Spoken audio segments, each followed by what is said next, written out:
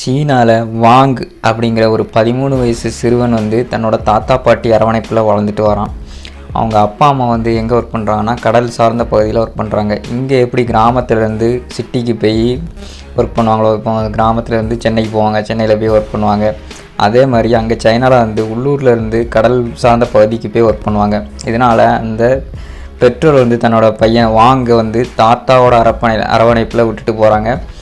இவனும் அந்த தாத்தாவோட அரவணைப்பில் வளர்ந்துட்டு வரான். இவன் ஸ்கூல் போகும்போது எப்போதுமே விருப்பமே இல்லாமல் தான் போவான், ஒரு வெறுப்போடவே போவான். அவன் முகத்தில் எப்போதுமே ஒரு சோகம் இருந்துக்கிட்டே இருந்துச்சு. இதனால் அவங்க தாத்தா பாட்டி என்ன எதுக்காக சோகமாக இருக்குது அப்படின்னு கேட்டு பார்த்துருக்காங்க. ஆனால் அந்த வாங்கிறதுக்கு எந்த பதிலுமே சொல்லவே இல்லையாம். அதுக்கு பதிலாக அடிக்கடி அவன் பணம் கேட்டுகிட்டே இருந்திருக்கான். தாத்தா பாட்டியும் சரி படிக்கிற பையன் ஏதாவது செலவு இருக்கும் அப்படின்னு சொல்லி இவன் கேட்ட பணத்தெல்லாம் கொடுத்துட்டே இருந்திருக்காங்க. கொஞ்ச நாள் இந்த மாதிரி போயிட்டே இருக்குது. ஒரு நாள் அதே மாதிரி கடந்த மார்ச் 10 ஸ்கூலுக்கு போயிட்டு வீட்டுக்கு வரான். சாயங்காலம் வீட்டுக்கு வந்துட்டு தன்னோட மொபைல் எடுத்துகிட்டு அவனோட ஃப்ரெண்ட்ஸு 3 பேரோட சேர்ந்து வெளியில் போகிறான். நைட் ஆகுது, அடுத்த நாள் காலையில் ஆகுது, வீட்டுக்கு வரவே இல்லை. பதறி போன இவனோட தாத்தா பாட்டி சொந்தக்காரங்களுக்கெல்லாம் சொல்லி தேடுறாங்க, எங்கேயுமே கிடைக்கல. உடனே இந்த விஷயத்த அவனோட அப்பா அம்மாவுக்கு இன்ஃபார்ம் பண்ணுறாங்க. அவனோட அப்பா என்ன பண்ணுறாருன்னா இவனோட சோசியல் மீடியாவில் இதை லாகின் பண்ணி பார்க்குறாரு. உள்ளே லாகின் பண்ணி பார்த்தா உள்ளே ஃபுல்லாக தற்கொலை சார்ந்த கோட்ஸ், அதாவது தற்கொலை பண்ணிக்கணும் அந்த மாதிரி அதை சார்ந்த கோட்ஸ்லாம் இருக்குது. இதை பார்த்து ரொம்பவே ஷாக் ஆகிருந்தார். இவனுக்கு பையனுக்கு ஏதோ நடந்திருக்குது அப்படின்னு சொல்லி ரொம்பவே ஷாக் ஆகி போயிருந்தார். அதுக்கப்புறம் இவனோட வீசாட், இங்கே எப்படி வாட்ஸ்அப்போ இந்தியாவில் எப்படி வாட்ஸ்அப் யூஸ் பண்ணுறோமோ அதே மாதிரி சைனாவில் வீசாட் யூஸ் பண்ணுவாங்க. அந்த வீசாட் சோஷியல் மீடியாவை உள்ளே லாகின் பண்ணி பார்க்குறாரு. உள்ளே லாகின் பண்ணி பார்க்கும்போது அதில் 2000 ரூபா யாரோட அக்கௌண்ட்டுக்கோ அனுப்பப்பட்டிருக்கு. ஸோ அந்த அக்கௌண்ட்டில் உள்ள ஃபோன் நம்பர் இருக்கும்ல, அந்த ஃபோன் நம்பர் எடுத்து கால் பண்ணுறாரு. கால் பண்ணி பார்த்தா அது அவனோட ஃப்ரெண்டு தான். உடனே கால் பண்ணி கேட்குறாரு, என்னோடய பையன் வாங்க பற்றி எதாவது தெரியுமா, அவன் காணலை அப்படிங்கிற மாதிரி கேட்குறாரு. ஆனால் அந்த ஃப்ரெண்டு வந்து எனக்கு எதுவுமே தெரியாது அந்த மாதிரி சொல்லியிருக்கான். உடனே அப்பா அம்மா என்ன பண்ணுறாங்கன்னா போலீஸ்கிட்ட இன்ஃபார்ம் பண்ணுறாங்க. போலீஸ்கிட்ட புகார் பண்ணுறாங்க. போலீஸும் அந்த பையனோட ஸ்கூலுக்கு போய் விசாரிக்கிறாங்க. அந்த பையனோட ஸ்கூலில் போய் விசாரிக்கும் போது அவங்க கூட படித்த ஒரு பொண்ணு அவனை பற்றி சொல்லுது. இந்த மாதிரி அவன் எப்போதுமே ஸ்கூலுக்கு வரவே பிடிக்கலை, அந்த மாதிரி சொல்லிகிட்டே இருப்பானுங்க மாதிரி சொல்லியிருக்குது.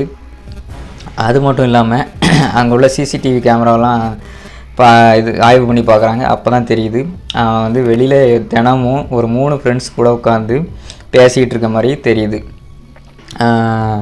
அப்போ தான் அந்த ஃப்ரெண்டை கூப்பிட்டு கேட்குறாங்க. அந்த ஃப்ரெண்டு யாருன்னா அந்த பையன் பணம் அனுப்பியிருப்பான்ல 2000 ரூபா, அந்த ஃப்ரெண்டு தான் அவன். ஆனால் ஃபோனில் என்ன சொல்லியிருப்பான், என் ஃப்ரெண்டு வாங்க பற்றி எதுவுமே தெரியாது அப்படிங்கிற மாதிரி சொல்லியிருப்பான். ஆனால் அந்த பையன் வந்து இந்த 3 பேரோட சேர்ந்து பேசிகிட்டு இருக்க மாதிரி சிசிடிவி காட்சியில் தெரியுது. ஆனால் அந்த பொண்ணு இன்னொரு விஷயம் சொல்லியிருக்கு. என்னென்னா இந்த பசங்க வந்து 3 பசங்களும் இந்த வாங்க வந்து அடிக்கடி க்ரீன் ஹவுஸ் அப்படிங்கிற ஒரு பாலடைஞ்சு பில்டிங் இருக்குது அந்த ஸ்கூல் பக்கத்தில். அது உள்ளே கூப்பிட்டு போய் இந்த பையனை போட்டு அடின்னு அடிப்பாங்களாம் கட்டி போட்டு, அந்த மாதிரி தகவலை அந்த பொண்ணு கொடுத்துருக்கு. அதன் அடிப்படையில் இந்த க்ரீன் ஹவுஸுக்கு போய் உள்ளே போய் பார்க்குறாங்க.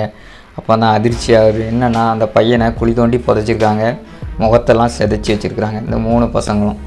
எதுக்காக அப்படின்னா அந்த 3 பசங்களும் இந்த பையன்கிட்ட வாங்கிட்ட வந்து அடிக்கடி பணம் கேட்டு தொந்தரவு பண்ணிகிட்டே இருந்திருக்கான். இந்த 3 பசங்களும் தொந்தரவு பண்ணிகிட்டே இருந்திருக்காங்க. இந்த வாங்கும் அதனால தான் அடிக்கடி தன்னோட தாத்தா பாட்டிகிட்ட போய் காசு கேட்டு இந்த 3 பசங்களுக்கு கொடுத்துட்டே இருந்திருக்கான். ஒரு கட்டத்தில் இவன்கிட்ட கொடுக்க பணம் இல்லைனால கொடுக்க மாட்டேன் அப்படின்னு சொன்னோடனே இந்த வாங்க கூப்பிட்டு போய் க்ரீன் ஹவுஸில் அந்த பாலடைஞ்ச பில்டிங்கில் கூப்பிட்டு போய் அடித்து புதைச்சி கொன்று அந்த பாலடைஞ்ச பில்டிங்கில் தோண்டி புதைச்சிருக்கிறாங்க.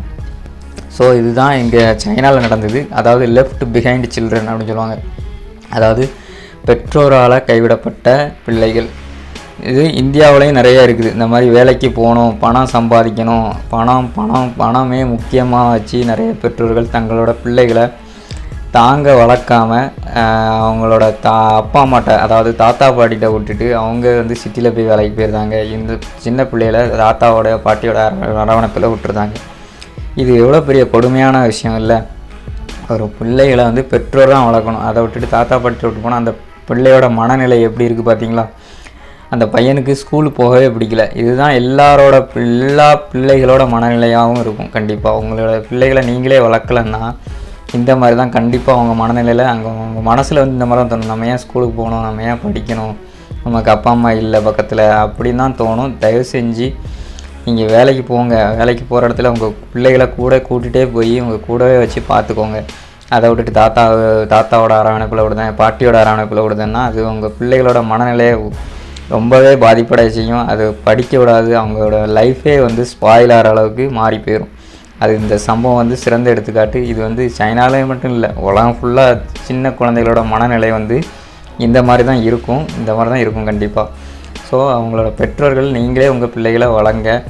உங்கள் சொந்தக்காரங்களை வீட்டில் விடுதேன், அங்கே விடுதேன், ஹாஸ்டலில் விடுதேன். முக்கியமாக ஹாஸ்டல்லாம் விடவே விடாதீங்க தயவு செஞ்சு. உங்கள் சின்ன பிள்ளைகள் வந்து உங்கள் அரவணைப்பில் தான் வளரணுமே தவிர ஹாஸ்டல்லையோ பெரிய தாத்தா பாட்டி அரவணைப்பில் வளர்ந்தால் அது வந்து அவங்களோட மைண்டை ரொம்பவே பாதிப்படைய செஞ்சு வாழவே விருப்பம் இல்லை, ஸ்கூலுக்கு போகவே விருப்பம் இல்லை, படிக்கவே விருப்பம் இல்லை அப்படிங்கிற மாதிரி கொண்டு போய் விட்டுரும். அது உங்களோட பிள்ளைகளோட ஃப்யூச்சரே ஸ்பாயில் ஆக வச்சிடும். தயவு செஞ்சு இந்த வீடியோவை எல்லாருக்கும் ஷேர் பண்ணி விடுங்க, எல்லோரும் பார்க்கட்டும், எல்லோரும் ஒரு விழிப்புணர்வாக இருக்கட்டும். எப்படி ஒரு உயிரையே கொண்டிருக்கு பாருங்கள்.